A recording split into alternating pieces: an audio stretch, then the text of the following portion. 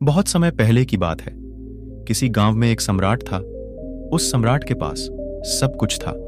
बेशुमार दौलत थी, अच्छी प्रजा थी जो उसका ख्याल रखती थी, उसके आदेशों का पालन किया करती थी, और वह भी अपनी प्रजा का खूब ध्यान रखा करता था। उन्हें कभी किसी चीज की कोई कमी महसूस नहीं होने देता था कहने को। तो उस सम्राट के पास सब कुछ था, किसी चीज की कोई कमी नहीं थी, लेकिन उसका मन कभी किसी एक काम पर नहीं टिक पाता था। वह जब भी किसी भी चीज को करने का प्रयास करता तो उसका ध्यान कहीं भटक जाता। इस चीज को लेकर वह बहुत चिंतित रहता था। कई बार वह अपने बगल के राज्य के राजाओं से भी मिला था और सभी ने उसे अलग अलग राय दी थी। सभी ने उसे अलग अलग तरीके बताए थे। जो भी तरीके उस सम्राट ने सुने थे, उन तरीकों को अपने जीवन में उतारा, लेकिन उन उपायों से उसे कोई लाभ ना मिला, जिसके कारण वह हमेशा चिंतित रहता, परेशान रहता। कई बार तो रातों को उसे नींद भी नहीं आती और वह केवल करवटें बदलता रहता। एक दिन सम्राट के कानों तक एक बात पहुंची कि उसके राज्य में एक ऐसा असाधारण व्यक्ति है जिसके शब्द अनमोल है, जिसके एक एक शब्द में जीवन का रहस्य छुपा है, जीवन का सत्य छुपा है।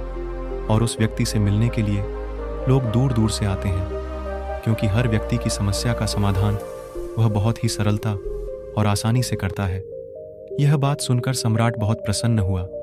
उसे लगा कि अब उसके सवालों का जवाब उसे मिल जाएगा। इतनी तारीफ सुनकर सम्राट ने यह तय किया कि वह तुरंत ही जाकर उस व्यक्ति से मिलेंगे और उसे यह भी पता चल जाएगा कि जो लोग उनकी इतनी तारीफ कर रहे हैं, क्या वह सच है या नहीं। अगले दिन सुबह सुबह वह सम्राट उस व्यक्ति से मिलने के लिए निकल गया। रास्ता कुछ ज्यादा ही लंबा था, जिस कारण सम्राट ने बीच रास्ते में आराम किया। वहां पर उपस्थित हर कोई उस व्यक्ति के बारे में जानता था। जब सम्राट ने उनसे उस व्यक्ति के बारे में पूछा तो वे लोग उस असाधारण व्यक्ति की खूब तारीफ कर रहे थे। तभी सम्राट ने सोचा कि लगता है यह व्यक्ति बहुत बुद्धिमान है, बहुत ज्ञानी होगा और प्रभावशाली व्यक्ति होगा, अन्यथा हर कोई उसकी इतनी तारीफ नहीं करता। जरूर ही उस व्यक्ति में ऐसी कोई बात अवश्य है जिसके कारण हर कोई उन्हें जानता है और उनकी तारीफ कर रहा है। उस व्यक्ति की तारीफ सुनकर सम्राट के मन में उस व्यक्ति से मिलने की उत्सुकता और अधिक हो गई। अब वह सम्राट जल्द से जल्द उस व्यक्ति से मिलना चाहता था, जिसके कारण वह आगे का सफर तय करना शुरू कर देता है। जैसे तैसे वह सम्राट उस व्यक्ति के आश्रम पहुंचा, पर आश्रम में उसे कोई नजर नहीं आया। आश्रम के पीछे एक छोटा सा बगीचा था। जब सम्राट वहां पहुंचा तो उसने देखा कि एक माली बगीचे में काम कर रहा था। उसका पूरा शरीर मिट्टी से लथपथ, पैरों में कोई चप्पल नहीं थी। इसको देखकर सम्राट ने माली से कहा, सुनिए महोदय, इस आश्रम के मालिक कहाँ हैं? मैं उनसे मिलने आया। इस पर वह माली जवाब देते हुए कहता है, श्रीमान, आप अंदर बैठिए, मैं उन्हें बुलाता हूं, वह जल्द ही आपसे मिलेंगे। माली की यह बात सुनकर सम्राट अंदर कुटिया में जाकर बैठ गया और उस असाधारण व्यक्ति के आने का इंतजार करने लगा। कुछ देर प्रतीक्षा करने के बाद जब असाधारण व्यक्ति उस सम्राट के सामने पहुंचा, उसने देखा कि यह तो वही व्यक्ति है जो बगीचे में काम कर रहा था। सम्राट ने उन्हें नमस्कार किया और बहुत हैरानी से कहा, अरे आप तो वही माली है जो बाहर बगीचे में काम कर रहे थे। लेकिन अब की बार तो माली एक बौद्ध भिक्षु के रूप में आया था। तभी बौद्ध भिक्षु सम्राट से कहते हैं, सम्राट, मेरा मजाक माफ कीजिए, मैं बगीचे में छोटा सा काम कर रहा था। मैं ही यहां का माली हूं और मैं ही वह असाधारण व्यक्ति हूं जिससे आप यहां इतनी दूर मिलने आए। कृपया करके अपने आने का कारण बताएं। इस पर सम्राट उन बौद्ध भिक्षु से कहता है, हे महाराज, मैंने सुना है कि आप जैसा व्यक्ति इस पूरे राज्य में नहीं है। मैंने आपकी तारीफ सुनी है। मैंने आपके बारे में कई सारी अच्छी बातें सुनी है।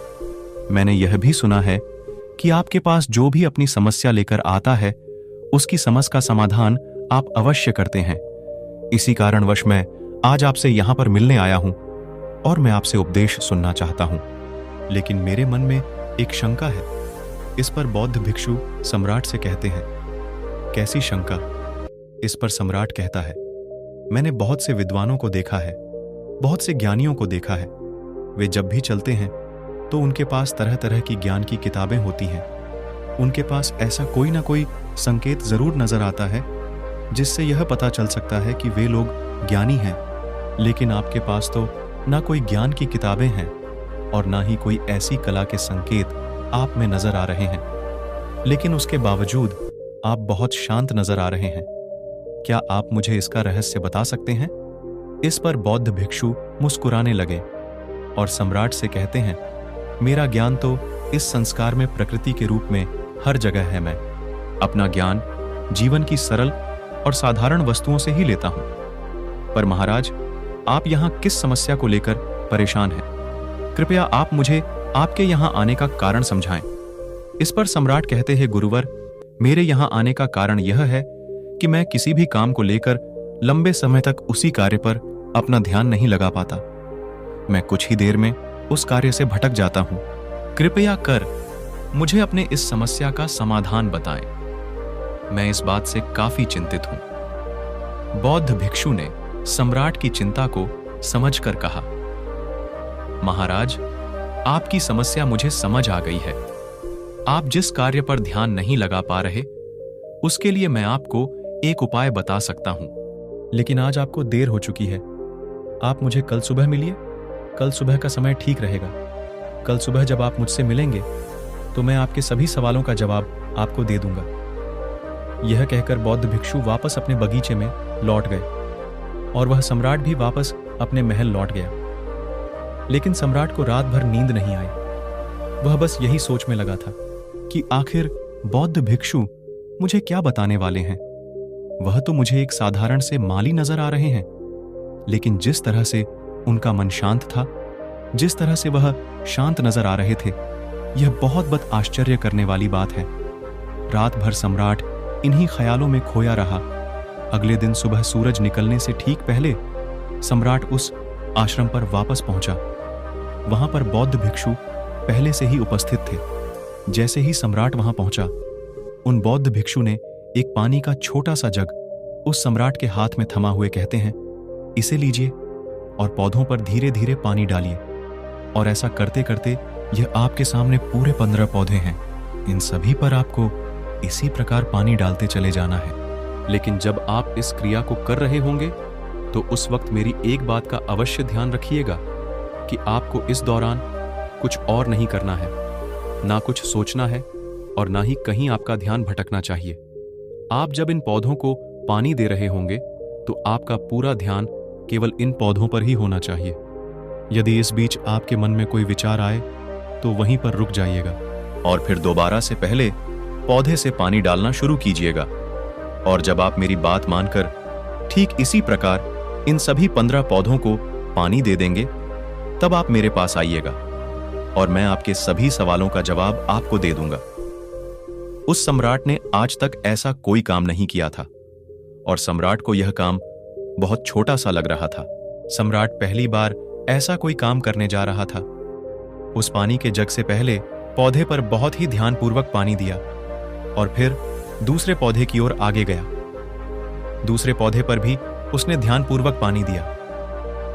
फिर उसने तीसरे पौधे पर पानी देना शुरू किया ही था कि उसके मन में तरह तरह के विचार उत्पन्न होने लगे। उसे अपने महल का बगीचा याद आने लगा, जहां पर तरह तरह के फूल थे, तरह तरह के पौधे लगे हुए थे। तभी अचानक उस सम्राट को उन बौद्ध भिक्षु की बात याद आ गई। यदि मन में कोई भी विचार उत्पन्न हो तो उसे फिर से पहले पौधे से पानी देना शुरू करना होगा। तुरंत ही पहले पौधे के पास वापस पहुंचा और उसने फिर से पहले पौधे को पानी दिया। दूसरे पौधे को उसने फिर से ध्यानपूर्वक पानी दिया। जैसे ही वह तीसरे पौधे पर पहुंचा, उसके मन में फिर से कई तरह के विचार उत्पन्न होने अब की बार यह सोच रहा था, पता नहीं मेरे बिना मेरे साम्राज्य में क्या हो रहा होगा। और अब की बार सम्राट को बहुत क्रोध आने लगा। उसने सोचा कि आखिर में यह छोटा सा कार्य क्यों नहीं कर पा रहा हूं। वह तुरंत ही फिर से पहले पौधे के पास पहुंचा। उसने अब की बार बहुत ध्यानपूर्वक पहले पौधे को पानी दिया, दूसरे पौधे को भी ध्यानपूर्वक पानी दिया। ऐसे करते करते अब की बार सम्राट करीबन 5 पौधों में बहुत ही ध्यान पानी दे चुका था। लेकिन अब की बार जैसे ही उसने छठे पौधे पर पानी देना शुरू किया। उस पानी को देखकर सम्राट के मन में नदी के विचार उत्पन्न होने लगे और सम्राट अब बहुत परेशान हो चुका था। जितनी बार वह पौधों को पानी देने का प्रयास करता है, हर बार वह असफल हो जाता। उसका मन उतना ही ज्यादा व्याकुल होता जाता और वह खुद पर क्रोधित हो जाता है। सम्राट यह बात बहुत अच्छी तरह से जानता था कि वह भिक्षु उसकी परीक्षा ले रहे हैं।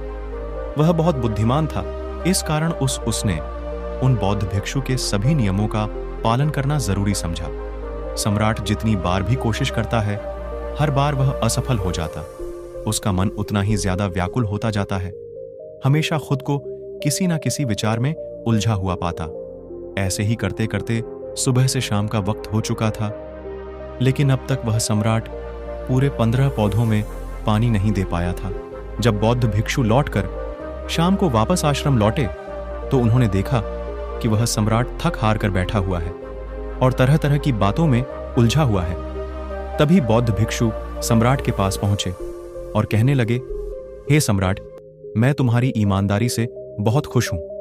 तुमने अपने कार्य को पूरे मन और लगन के साथ करने का पूरा प्रयास किया, इसलिए जो बात मैं तुम्हें बताने जा रहा हूं उसे बहुत ही ध्यानपूर्वक सुनना और समझने का प्रयास करना। जब हमारा मन विचारों से खाली हो जाता है, तब उसमें मन का असली स्वरूप नजर आता है। तब साधारण से साधारण सा काम भी हमें ज्ञान और शांति देता है। इस पर सम्राट उन बौद्ध भिक्षु से कहता है, हे महाराज, पर यह कैसे संभव है? मैं तो जब भी कोई कार्य करता हूं तो मन में कई तरह के विचार उत्पन्न होते हैं और मैं उन विचारों में फंसकर रह जाता हूं और वहां से बाहर निकलने का कोई रास्ता मुझे नजर नहीं आता। तभी बौद्ध भिक्षु मुस्कुराने लगे और सम्राट से कहते हैं, हे सम्राट, तुम पौधों में पानी नहीं डाल रहे थे, तुम तो जल्दी जल्दी अपने इस कार्य को बस खत्म करना चाहते थे। तुम्हारे मन में तो यह विचार उत्पन्न हो रहा था कि तुम जल्दी से जल्दी इन 15 पौधों में पानी दे दो और उसके बाद तुम मुझसे मिल सको, मुझसे अपने प्रश्नों का उत्तर जान सको। किसी कारणवश यह कार्य तुम्हें बोझ सा प्रतीत हो रहा था, मानो मैंने तुम्हारे कंधों पर एक बोझ रख दिया हो, और यही कारण है कि तुम अपने आप को इस पल में रोक नहीं पाए। जब हमारे सामने रखा हुआ कार्य बोझ लगता है तो हम उसे बस जैसे तैसे खत्म करना चाहते हैं और उस काम को करते समय हम अपना पूरा ध्यान उस कार्य पर नहीं दे पाते। किंतु अगर तुम इस पल के महत्व को समझ पाते, इसके महत्व को महत्व दे पाते और केवल पौधों और पानी पर ध्यान देते, तो तुम्हें कोई भी विचार परेशान नहीं कर पाते। इस पर सम्राट कहता है, हे महाराज, मुझे आपकी यह बात समझ में आ रही है कि मैं जल्दी जल्दी इस कार्य को खत्म करके आपसे मिलना चाहता था, जिस कारण मेरा मन इस कार्य में पूरी तरह से नहीं लग सका। लेकिन यह एक पल है जो हम जी रहे हैं, उस पल में रहना बहुत कठिन है। क्या मुझे इसके लिए कोई तपस्या या तप करना होगा? इस पर बौद्ध भिक्षु एक बार फिर मुस्कुराने लगे और सम्राट से कहते हैं, जिस शांत मन की तलाश तुम कर रहे हो, वह शांत मन तो पहले से ही मौजूद है, वह तो पहले से ही तुम्हारे भीतर है। इसके लिए तुम्हें कहीं भी जाने की कोई आवश्यकता नहीं है और ना ही तुम्हें कहीं शांत जगह जाने की आवश्यकता है। इसके लिए कुछ जरूरी है, तो वह है अपनी सांसों पर ध्यान देना। इसलिए अपनी सांसों पर ध्यान देना सीखो। हम किस तरह से सांसें ले रहे हैं और किस तरह से त्याग रहे हैं, इस बात को देखने और समझने का प्रयास करें। तब तुम्हें यह समझ में आ जाएगा कि तुम्हारा शांत मन तो तुम्हारी सांसों के साथ ही बना हुआ है। उसके बाद तुम चाहो तो कोई भी कार्य करते वक्त भी अपनी सांसों पर ध्यान दे सकते हो। जब तुम कहीं चल रहे हो, कोई ऐसा कार्य कर रहे हो, तो तुम्हें अपनी सांसों पर ध्यान देना चाहिए, या कोई भी ऐसी क्रिया जो तुम्हें वर्तमान से बांधे रखे। इसका एक और तरीका है, 2-4 मिनट अपने आसपास की प्रकृति पर गौर करो। देखो कि क्या चल रहा है तुम्हारे आसपास। इससे तुम वर्तमान में आ जाओगे। फिर तुम अब कार्य को जल्दी जल्दी बस यूं ही खत्म नहीं करके उसे पूरे मन से करने का प्रयास करो, जिससे तुम्हारा मन एकाग्र होगा। और जब तुम्हारा मन एकाग्र होगा तो तुम चाहे कोई भी कार्य क्यों ना करो, फिर चाहे वह छोटा हो या बड़ा, तुम्हारा मन उसमें पूरी तरह से विलीन हो जाएगा और वह कार्य ही तुम्हें शांति और ज्ञान भी प्रदान करेगा। ऐसे समय पर हमारे मन में किसी प्रकार के कोई विचार उत्पन्न नहीं हो पाते, और जब हम ऐसा करते हैं तो कर्ता और कर्म एक हो जाते हैं और हमारे भीतर की जो शांति है वह प्रकट होने लगती है। हम उसमें मग्न हो जाते हैं। इसे तुम चाहे तो आनंद कह सकते हो या फिर वर्तमान में जीना कह सकते हो, और यह अवस्था सरलता से प्राप्त भी कर सकते हो।